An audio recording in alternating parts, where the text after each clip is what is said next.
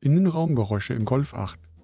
Hallo zusammen, Quietschen und Klappern im Innenraum sind ein typisches Ärgernis beim Volkswagen Golf 8 von 2020 bis 2025. Rund 20 bis 30% der Fahrer berichten davon in Foren wie Motor Talk, besonders bei den ersten Modellen. In den Anfangsjahren war es spürbarer, aber ab 2023 haben Volkswagen-Anpassungen an Materialien geholfen und der 2025 verlief minimiert das noch weiter. Es geht um lose Teile im Armaturenbrett, Türen oder Dach. Bei jedem Schlagloch vibriert's und Feuchtigkeit macht's schlimmer. Warum passiert das? Die Ursachen. Oft sind die Halterungen nicht fest genug.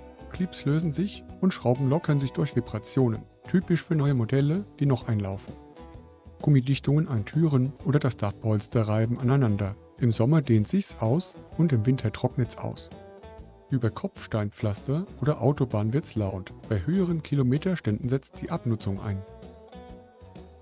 Das Problem erkennen. Wichtige Symptome. Sie fahren über eine Bodenwelle und plötzlich sunz aus dem Armaturenbrett oder klappert die Tür, fühlt sich billig an, obwohl der Golf Premium sein soll. Im Warmen quietscht's mehr oder bei Tempo 80 wird's zur Begleitmusik, nervt besonders auf langen Strecken.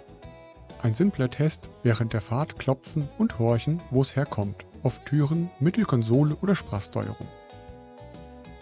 Schnelle DY-Lösungen mit einfachem Anfangen. Fangen Sie an, indem Sie als Beifahrer klopfen und den Fahrer fragen.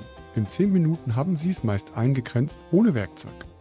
Kleben Sie selbstklebendes Filzband aus dem Baumarkt an Kanten von Türen oder Konsole, dämpft Vibrationen und stoppt 70% der Quietsche. Mit einem Schraubendreher die sichtbaren Schrauben festziehen, Kabel mit Kabelbindern fixieren. Dauert 20 Minuten pro Bereich. Fortgeschritten mit Tipps und Profihilfe. Bekannte Schwachstellen sind die Tanklappe oder das Handschuhfach. YouTube-Videos zu Golf 8 zeigen exakt, wo es hackt. Probieren Sie es aus. Bei Quietschen durch Trockenheit Silikonspray sparsam auftragen. Hält Monate, aber nicht übertreiben. Nutzen Sie eine Gratis-App wie Tibel X, um Geräusche zu messen. Macht's wissenschaftlicher, ohne teures Equipment. Wann zum Profi gehen? Die DY eignet sich für Innenraum, aber bei Verdacht auf Fahrwerk zum Händler oft Garantiefall mit Inspektion. Wenn es die Konzentration stört oder von beweglichen Teilen kommt, nicht zögern, Sicherheit geht vor.